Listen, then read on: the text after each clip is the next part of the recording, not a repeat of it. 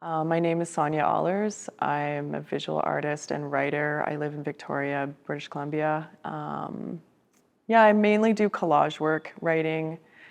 Uh, I use a lot of text and images, and then I make books, and then I'll do installations as well.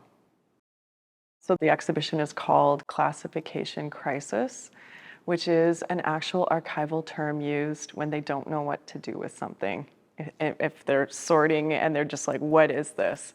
And that really does fit with my work. It's been hard to classify. And I love the word crisis, and it has a nice alliteration to it. So that worked for the title. The color we chose in the gallery, it's very calming. It's like the inside of a conch shell. And it's just so feminine. I have 4 books, and all of them have pink covers. So I feel pink is so versatile. It's like there's so many shades of pink. It's like hot pink, pale pink, like it's a spectrum. The ballet slippers, I've been collecting those since the mid-2000s. Yeah, I just love them. I mean, the ballet shoe represents a different art form. And I feel that there's a lot of, it's like a tortured art.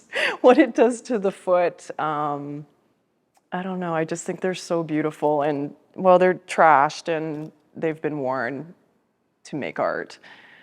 And yeah, I relate heavily to those shoes. Yes.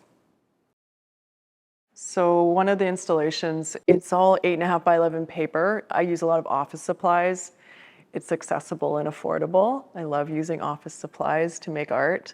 We have strung up strings, which is a reproduction of my workspace, which is like, I call it an office. I don't work in a studio. So how I start making a book, I do consult my archive, which I keep in binders over there. And then I start to piece together. I do scanning, photocopying, a lot of cut and paste. And then they become these flat images on standard sheets of paper. And then I hang them with little mini clothes pegs. And once I can stand away, I start to piece it together. I have a really good friend who helps me do this editing process. It's like a game of memory. So also Minority Report, the movie where you're flipping. Do you remember that movie? But we do it manually, analog. So that is how I start making books. That we call it the murder wall, which is Godfrey came up with, the curator, Godfrey Leung. Do you know like an evidence shed where they're solving a crime in an evidence shed, and then they create a yarn chart. They have all the Post-its, all of the documents. They're trying to solve a crime scene. So that's what Godfrey thought of when he saw this in my office space.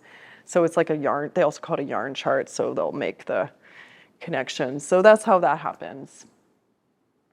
So the banker's boxes, that's a reproduction of what is in my bedroom right now at the foot of my bed. And I started working on when I started really working on this show, the archive, it was the easiest way to hide. I was hiding everything, like letters, a lot of mail art, photographs, cassette tapes. So each banker's box is labeled, some with Post-it notes, because everything's always changing in the boxes and I'm always reorganizing it, and it's kind of like looking into my brain, essentially. So this was my, what do we call that? Carte blanche. It's called Rabbit Hole. And it's interesting that it's behind, there's a floating wall, and in front of the floating wall are the banker's boxes. And my friend Lisa Prentice pointed out, she said, oh, it's like the rabbit hole is behind the boxes. It's like it's like the contents of the boxes are in this like rabbit hole. And it's kind of, when you walk into the gallery, you don't see this right away, which I really like. And so, yeah, lots of framed pieces. Some of the pieces are from 2002. There's a ketchup-flavored heart-shaped chip.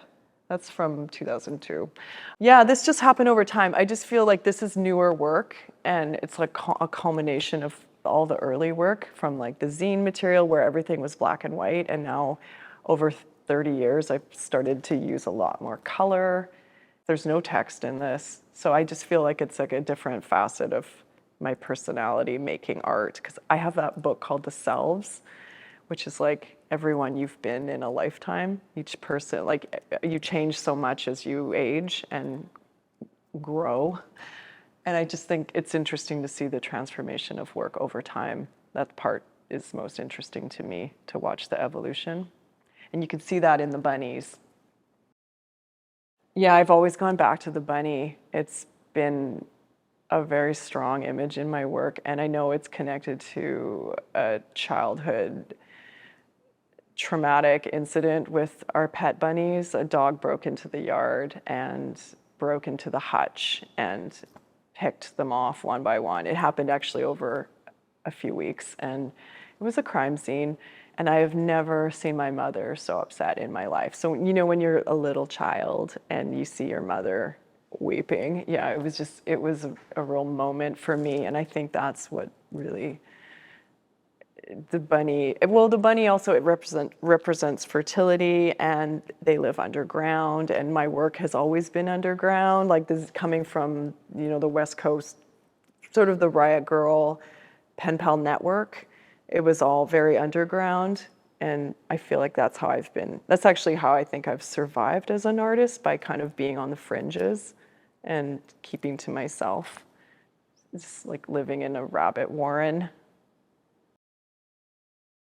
I made the first bunny probably in 1994, and I was staying at home a lot. I'm pretty introverted.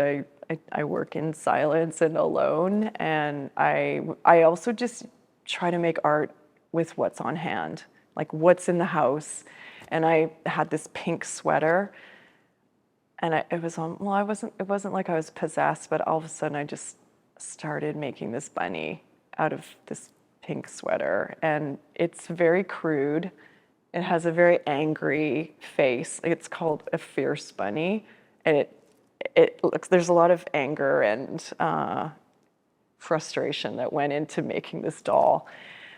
So watching those grow over time, we have the newest, like 2022 version, which is like, again, the transformation and evolution of these bunnies over 30 years is so interesting to see. The first one and the most recent one, yeah, they've become more peaceful over time. In 1999, I had a pen pal who happened to be a famous rock star whose name has been redacted. He made me some mixtapes. And in the liner notes, he handwrote all the liner notes and basically explained a lot of the music to me.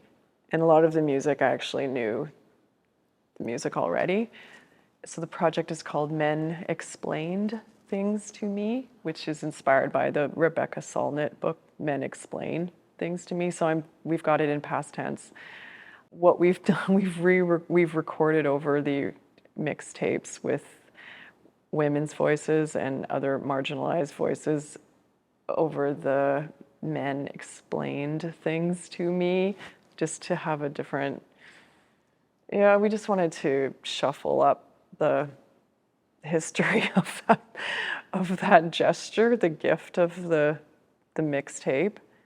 It's an amazing project. I do love it. It's pretty hilarious. The show, to me, in a way, it's almost like a little treasure hunt or an Easter egg hunt, and there's so much callback imagery. There's like, in one of those tiny little books in the shoebox, yeah, I've cut out really small imagery, and there's one of, I don't know if I should keep this as a secret, but there's an image of it's from a National Geographic, and it's like a teenager holding a kangaroo in a clear plastic bag. She's doing animal rescue. So that image appears very small, and then you'll see it in the show as that image right there. So I've blown it up so you can kind of see part of the process that way. But there is a lot of callback imagery in the show. Like, you'll see something on that murder wall, and then it'll be in rabbit hole. So there's lots of that going on. Why I started doing this in the first place, I have always believed, I wanted to connect with other people. And like the early zine work, they're very personal, very vulnerable. I wanted to share that with others, and because I thought, surely I am not the only person thinking and feeling this. I want to connect with others and also to inspire other people to do their own work. I've always thought, if I can do this, anyone can do this.